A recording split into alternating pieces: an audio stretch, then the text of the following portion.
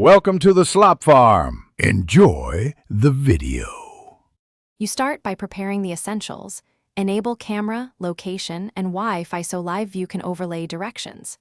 Next, calibrate your phone. Slowly rotate 360 degrees until the compass settles. This improves accuracy. Once done, search your destination in Google Maps, choose walking directions, and tap the Live View AR icon. You'll see arrows and distance markers appear. This is the moment Live View takes over. So keep the camera pointed forward and move slowly. With Live View active, hold your phone at eye level and aim at recognizable structures. The system matches visual features to map data, which is why you should avoid low-contrast scenes. Follow the floating arrows and the blue line. These show direction and distance in meters, so glance at them often while walking.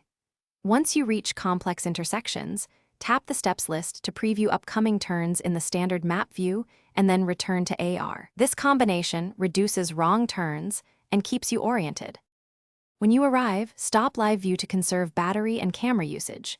If arrows feel misaligned, recalibrate by rotating again or step into a more open area so the app can rematch features. This fixes most drift. If problems persist, restart the Google Maps app, check for updates, and confirm camera and location permissions are granted. Finally, use the normal map view as a fallback.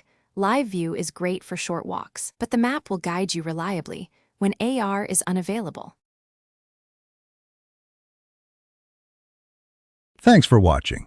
Consider subscribing if we helped you today.